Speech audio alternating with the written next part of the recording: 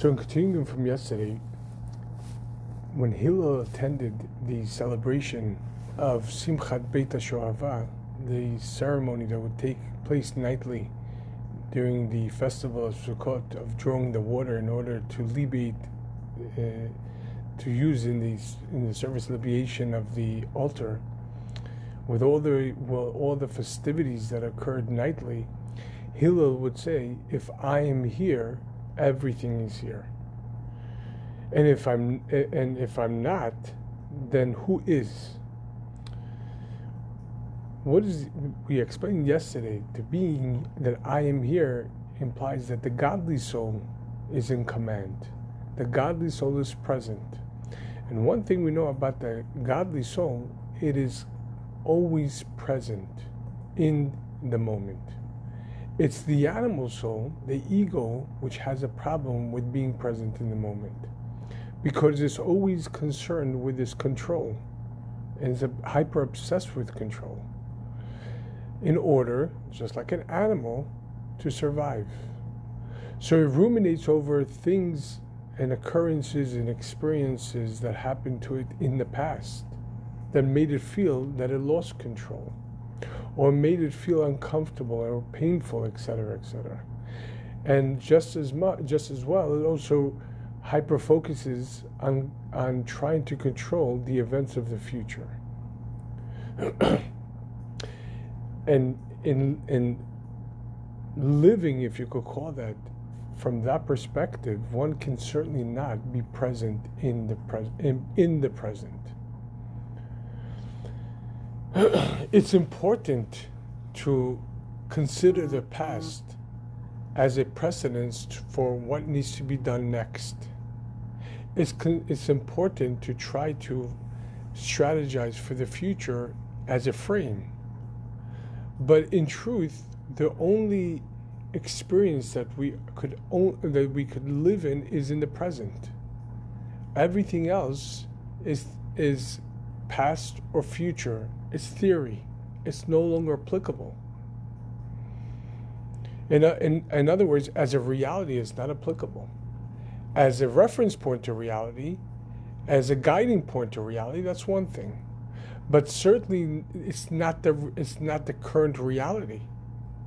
So when Hillel would say, "If I am here, everything is here," it means the godly soul is present, because the godly soul is an actual piece from the God above, and the godly soul's entire consciousness is serving God. And every moment, every experience has a service. Last week in Parshat Naso, the Torah discussed the offerings of the 12 tribes and contribution of the 12 tribes for the tabernacle in the desert. And there are 12 tribes, and each one gave a substantial offering, substantial contributions towards the Mishkan, as spelled out through two aliyot in last week's parsha. But very interesting, when the tabernacle was disassembled upon the movement of the cloud of glory, as discussed in this week's parsha, as the cloud of glory was the GPS in the desert. So whenever the cloud of glory would start moving, that would signal to the entirety of the Jewish people that it's time to disassemble the Mishkan and disassemble their tents, etc., and start traveling towards whichever direction the Mishkan, the clouds of glory would be traveling. How would they carry the parts of the Mishkan? There's different parts would be carried, some by hand, but there were 6 wagons that the planks and etc. would be put upon. And the Rabbi asks a question. When it comes to the service of the Mishkan, nothing was spared. As the Talmud says, Ein aniyut b'makom hashirut. One should not impose poverty in a place of wealth. In other words, when you could do things lavishly to serve Hashem, you should. Certainly if you have the resources for it.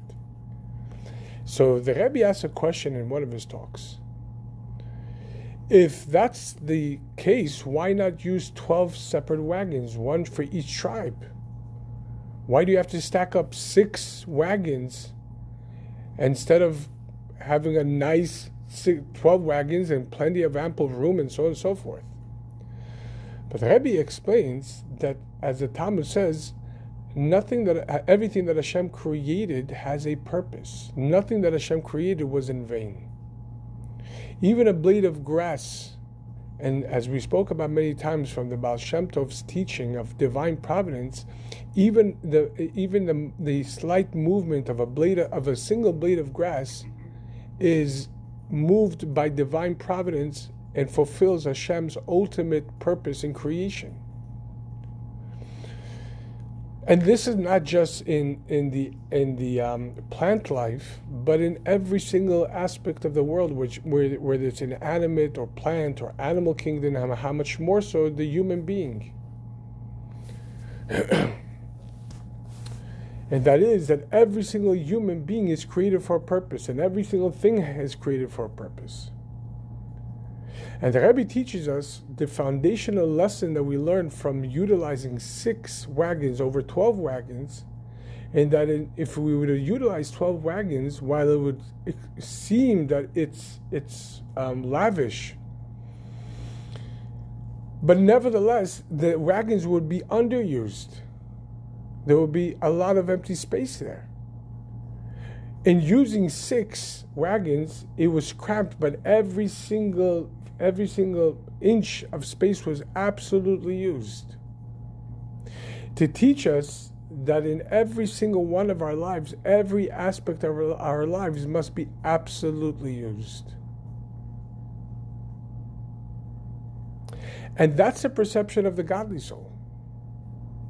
The godly soul understands, being that it's endowed with a godly consciousness, that every aspect of one's personal world is there for a reason, past, present, and future, and each one must be fully utilized to the most extreme. In other words, to the utmost ability to be used. We know that we have the mitzvah of Baal Tashchit, of not being wasteful. And it's not just with food that we're not allowed to throw away. In other words, if there's food that we can't use, then we could give it to the birds and so on and so forth. We could donate it, but it's also with clothes and toys and cars and everything else. Just because we don't have a use for it doesn't mean it's not useful. Because everything in this world contains a godly sparks that gives it its life, it gives it its form and its purpose, etc., etc. Including time and including space and including experiences, including even the perceptions have a godly spark that gives it life. Therefore, the godly soul perceives everything from that perspective, which is, I don't have to ruminate over the past or the future. Right now I have to be alive, and right now I have to serve. If the past has any reference to what needs to be done, right now it should be considered, but not be hyper-focused over. And if there's something I could do currently in order to make a better future, then that's a good thought, and that should be considered. But not to hyper-focus and ruminate over things that we have no real control over, not the past nor the future. Certainly not to the extent that it's going to rob us from living in the present. Because as the Rabbi says, if a person leads a godly and purposeful day throughout 24 hours and 59 minutes, but for 1 minute he decides, listen, I've utilized the majority of the day. Okay, so I have 1 minute, I could relax. Says the Rabbi, but that minute is created to be served. So you can't just relax, because that minute is there for a reason. And even if it's just a minute, you've got to be present in that moment. And what do you mean present in the moment? Your true self has to be present, and what godly thing, which mitzvah can be done over here?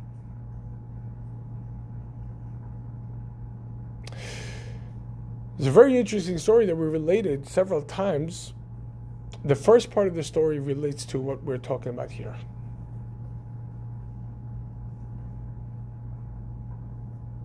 Perhaps both parts of the story is related to what we were talking about here.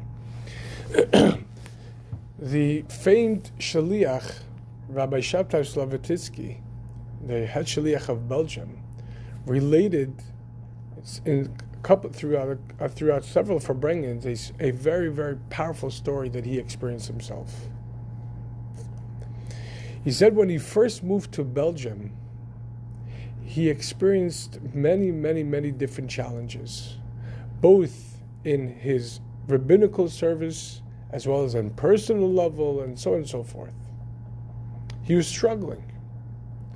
We know that the shlichut, the emissary mission that the Rebbe sends each and every one of us on, is in order to transform the world to be a hospitable place for God, through disseminating the inner dimension of the Torah, the Chassidut, and then of course Shorei Torah, in Nigla, in the revealed part of the Torah, and encouraging others to perform the mitzvot, the commandment which apply to each and every person in that time, and generally to inspire in the entire vicinity around them in order to make each and every person be part of the Hashem's grand plan, to reveal to each person that they have a share in the Hashem's grand plan.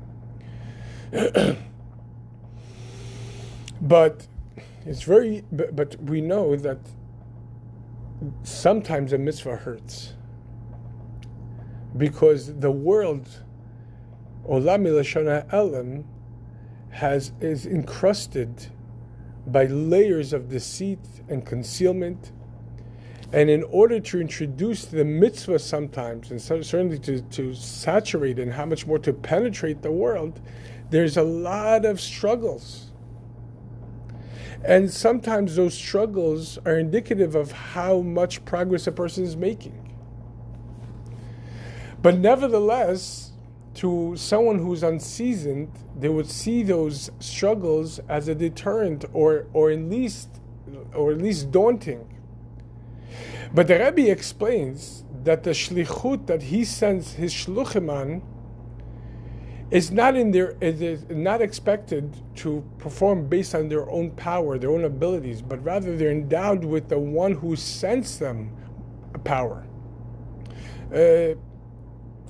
Lahavdil, as an example, if a student is sent by the teacher to the principal's office to retrieve something, then when the student enters the principal office, he's not just, or she is not just entering as a student, because the student is not just allowed to walk into the principal's office. But when the student is walking in with the task that was given to them by the teacher himself, it's like the teacher himself is entering. And how much more so if the principal himself is sending one of the students. But here is even more, because as the Torah says, the one who is sent is endowed with the powers and has the same abilities as the one who sends them. So when one is sent to conduct the shlichut, is given the shlichut of the powers of the Rebbe. Very interesting, parenthetically to the story. When the Rebbe began this task of sending emissaries to the world, this was a novelty. This wasn't a thing to send shluchim to the world, to teach the world and inspire the world. Judaism was very localized to each and every person to work on themselves, to learn and to struggle and to overcome struggles. This was a novelty, to go out and inspire others, seemingly strangers.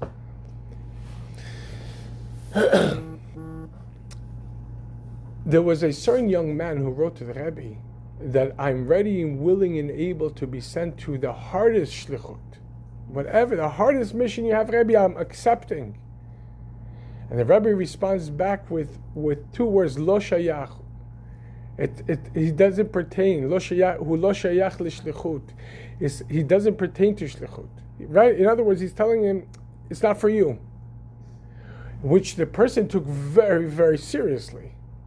It really, really, when somebody has sensitivity and he hears something like that really. So he inevitably writes back to the Rabbi, why? Rabbi responds back, because anyone who could refer to shlichut as being difficult. In other words, what did he say? I'm willing to take on the most difficult task possible.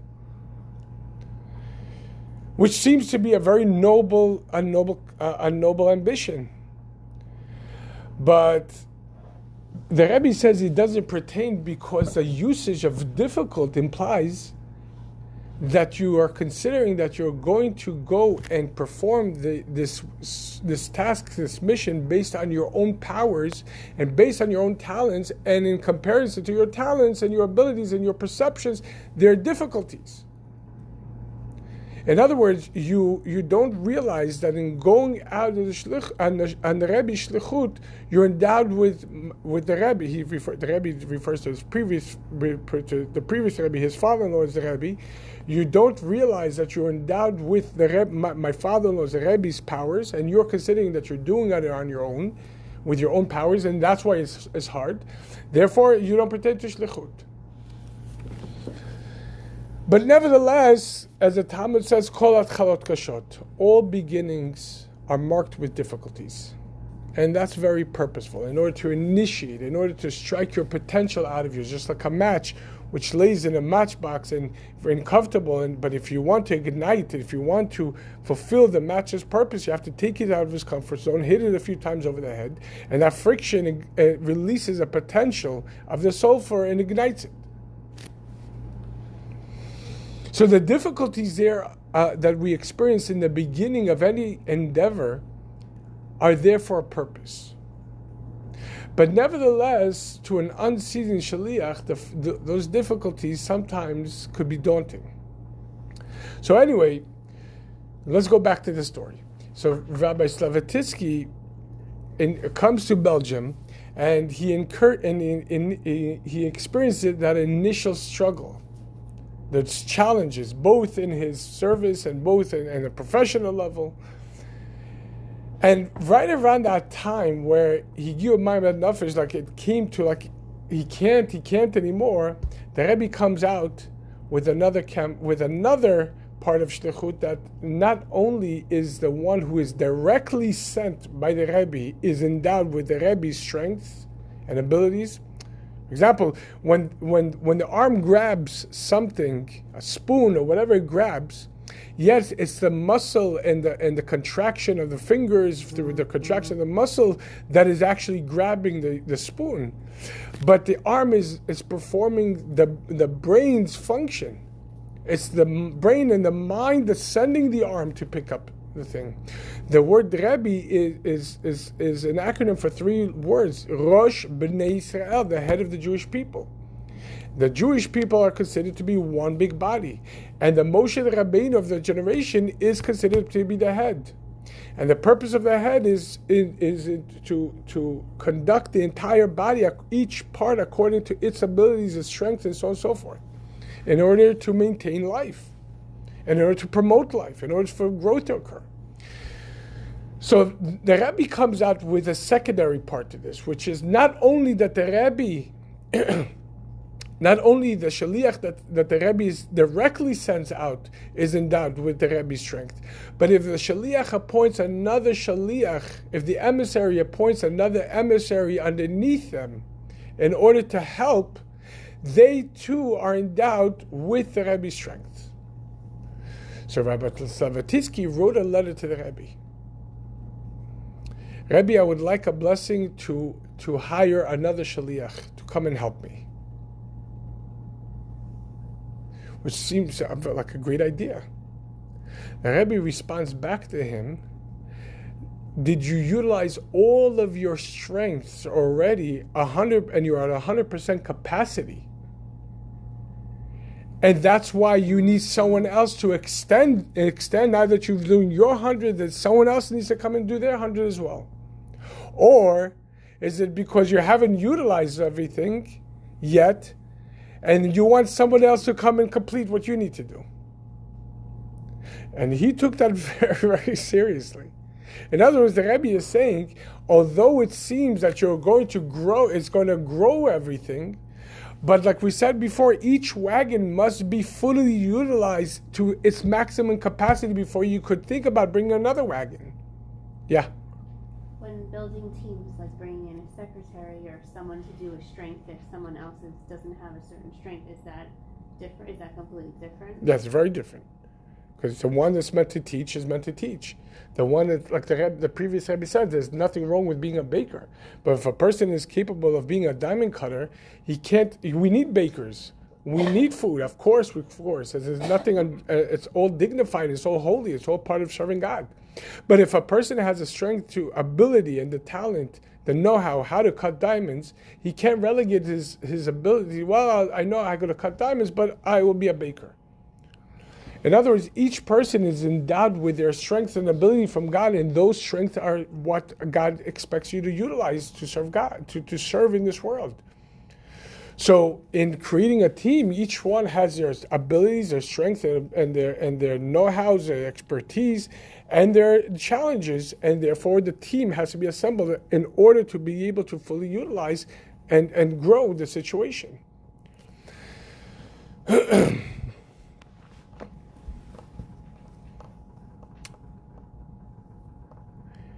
Years later, Rabbi and Mrs. Lavatitsky had a son around Rosh Hashanah time, and not too long after he was born, it was discovered that he had a major defect in his heart, and he would need immediate heart surgery in order to try to repair this defect. However, the doctors advise Rabbi and Mrs. Lavatitsky that this is a very, very it's not a simple surgery, to put it mildly, and there's a 50-50 chance of survivability of the baby. The surgery was scheduled for Simchat Torah, the most joyous day of the Jewish calendar. And at first, Rabbi and Mrs. Lavatitsky were at the hospital by the room davening, but then they had an idea: why are we here in the hospital? The surgeons are doing what they need to do. Meanwhile, we could go back to the Chabad house, to our synagogue, and celebrate Simchat Torah. As we know, in Simchat Torah, we have to be extremely happy and dance with the Torah and so on and so forth.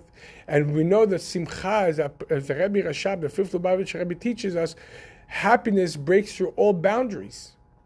So let us go and celebrate with our congregants, with our families, and encourage everybody to dance extra for the success of the surgery. And indeed, Rabbi Lavatitsky said this was one of the most outstanding Simchat Torahs. Everyone was out of this world, elated and dancing, and the l'chaims were flowing, But Motzei Simchat Torah, they received a call from the hospital that the baby passed away during surgery. And this was such a blow to them. It was such a shock to them. Not only to themselves, how do they explain this to the community that this is what the Torah says, and so on and so forth, and they danced and they were elated, and they didn't know how to understand this. They didn't know how to interpret this. This was many years after Gimel Tammuz, 1994.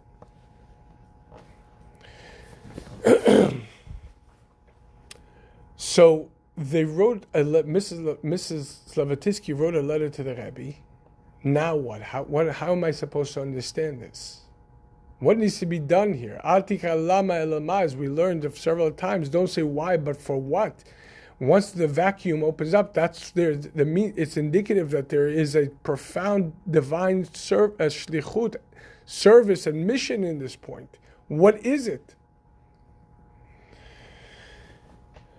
They opened up the drawer that contained all the letters and correspondence that they received from the Rebbe over the years, and she pulled out one of the letters to see what, by divine providence, what message is there for them. And interestingly enough, she pulled the very letter that the Rabbi responded back to Rabbi Slavatitsky when the Rabbi asked him, the Rabbi, many years before that, for a blessing to bring another Shaliach underneath him. And as we said before, the Rabbi's response was, are you utilizing all of your strengths and abilities in the current place where you are now, in the situation you are now? Mrs. Slavatitsky thought about this, and she understood what the Rebbe was relaying to her at this point. We know that when a baby is born, it's not just a baby is born. A mother is born as well. The love and compassion and the nurture and everything else that goes along with being a mother is also born in the mother. And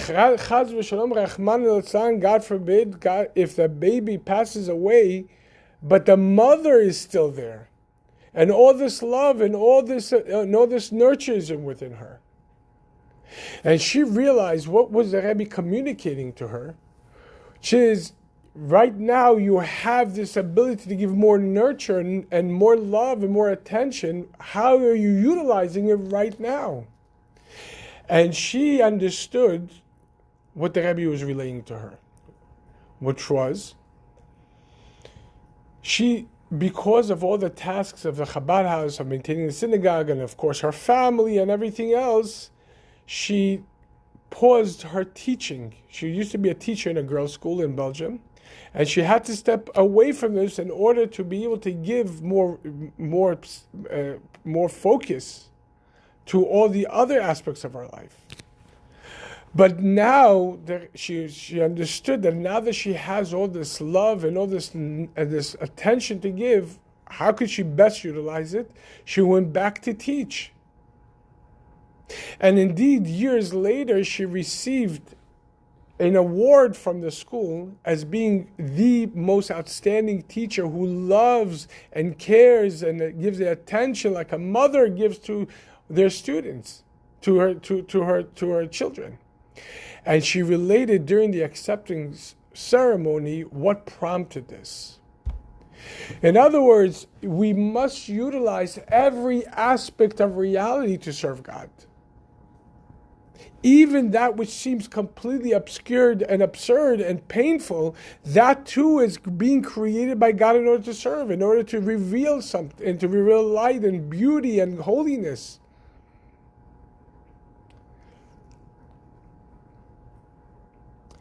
And sometimes it's the more daunting situation that brings out the best in us.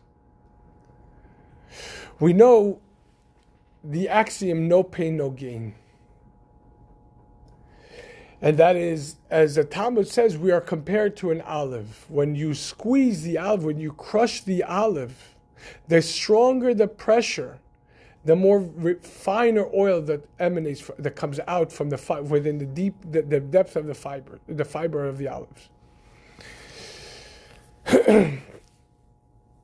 We spoke about yesterday about Rabbi Din Steinsaltz, who translated the entire Talmud and elucidated in simple Hebrew, which was a revolutionary task.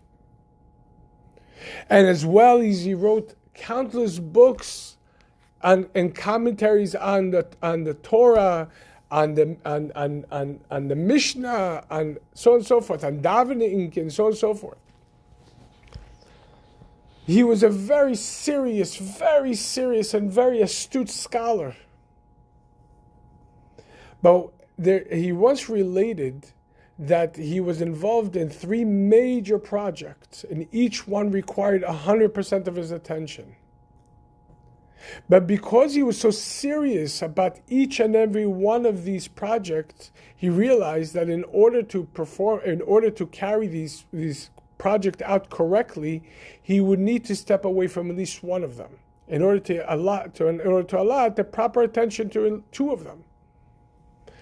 But being that these were holy tasks, he didn't want to resign, God forbid, on his own accord. So he wrote a letter to the Rabbi and spelled out each project and says, Rabbi, I'm thinking about taking one of them away. Would you advise me which one to take away so I can give the proper focus and experience a major in order to make sure that this project is very successful? The Rebbe's response truly shocked Rabbi Steinsaltz.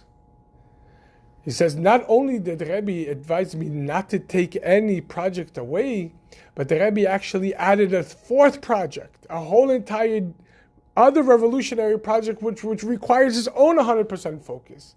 And at first I was completely taken aback. Here I am struggling with three and needing to give at least to give the proper attention to two, so I want to take away one. And the Rebbe not only doesn't allow me to take one away, he adds a fourth project.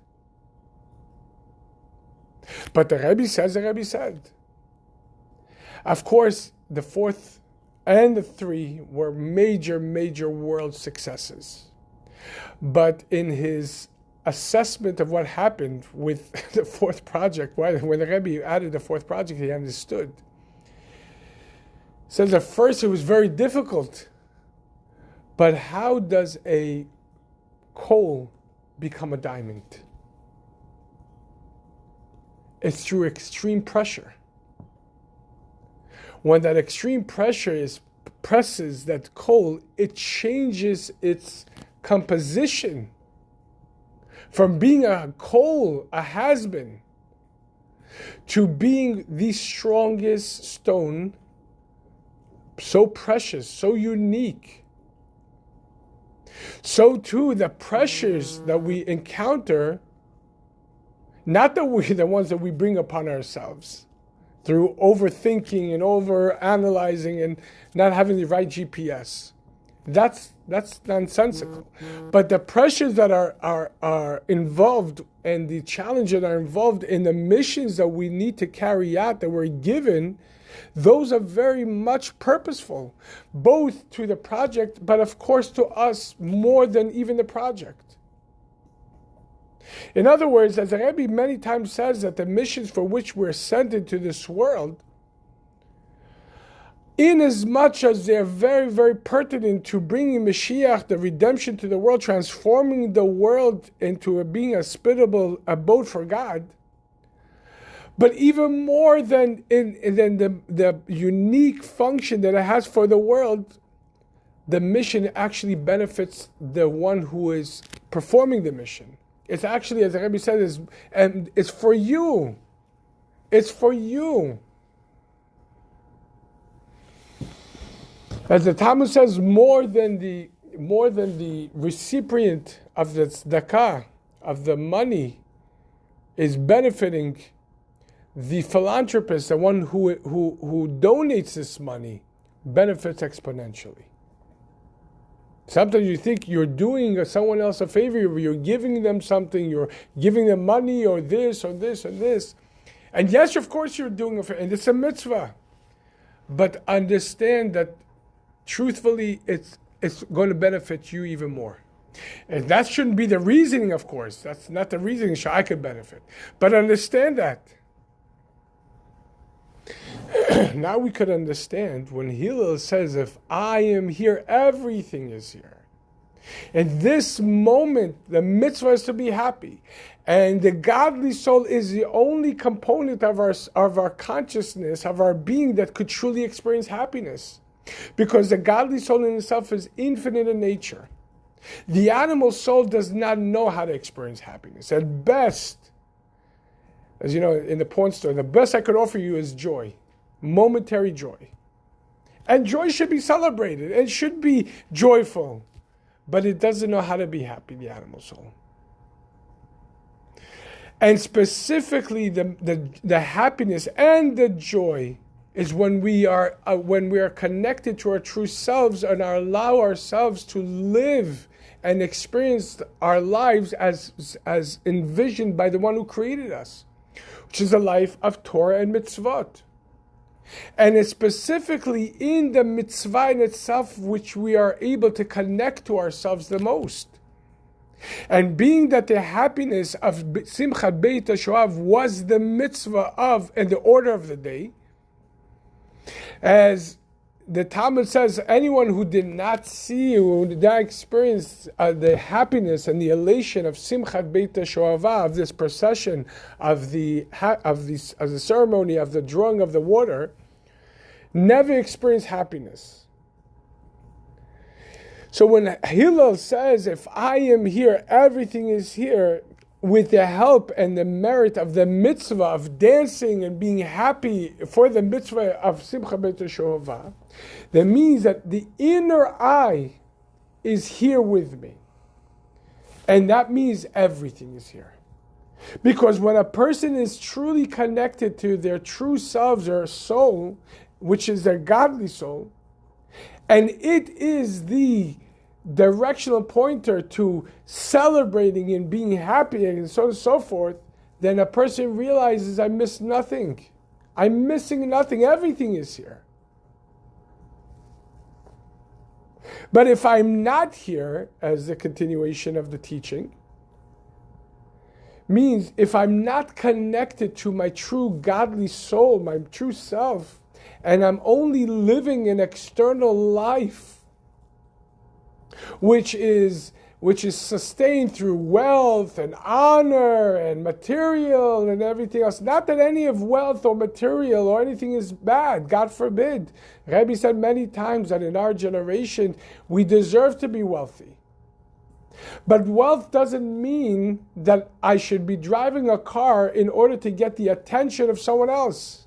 So they could say, look at that person, how he's driving. Look at, I wish I had this car. The wealth means if I need to utilize it in order to serve as part of my service, Baruch Hashem, that I need it, they're beautiful. We know on this line of what we just said, the Alter Rebbe, Rabbi Shneur Zalman of Yadi, the founder of the Chabad movement, the author of the Tanya and the Shulchan Aruch, had a chassid by the name of Binyamin Kelitzker. And this chassid was an astute chassid and a very astute businessman as well. As a matter of fact, many people came to consult with him, and eventually he became very prominent in the town in itself, and held a very, very prominent position in the administration of the town. And eventually he built a beautiful mansion. And once he was asked by another chassid, why would someone, like, we know the chassidim, the Alter Rebbe had a very powerful axiom. That which is forbidden, there's nothing to speak about. But that which is permissible, who said we need? It's because it's permissible, who said you need it? If it's just for luxury, for the sake of luxury, what's the point of it? Eating just because it's kosher doesn't mean, what do you need it for? So he was asked, how could someone like you, who learns and immersed in Chassidut, and he truly was, it wasn't just, he was a Chassid through and through. How could someone like you live in such a place? And he said, you should know that for every brick that was laid to make this mansion, I shed tears upon tears. But when I realized that if I built such a mansion, then the town meetings will be happening in my home.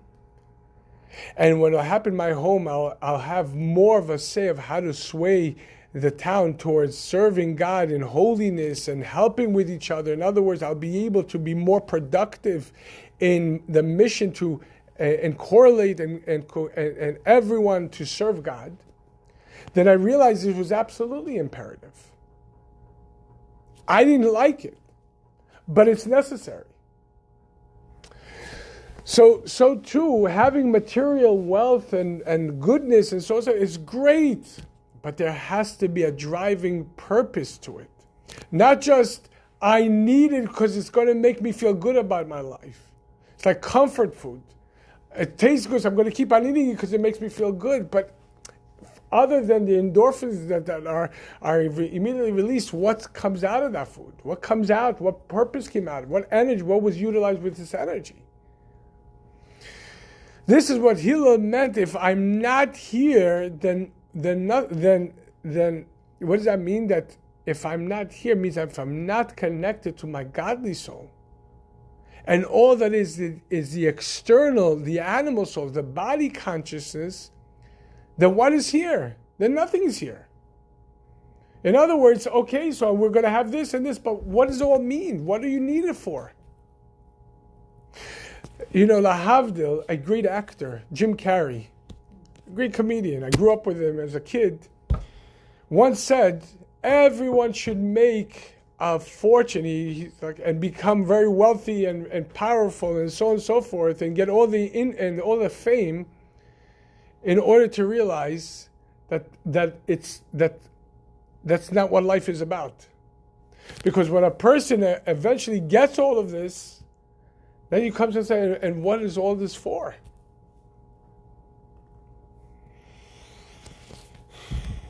We'll continue this next time. Great class, thank you.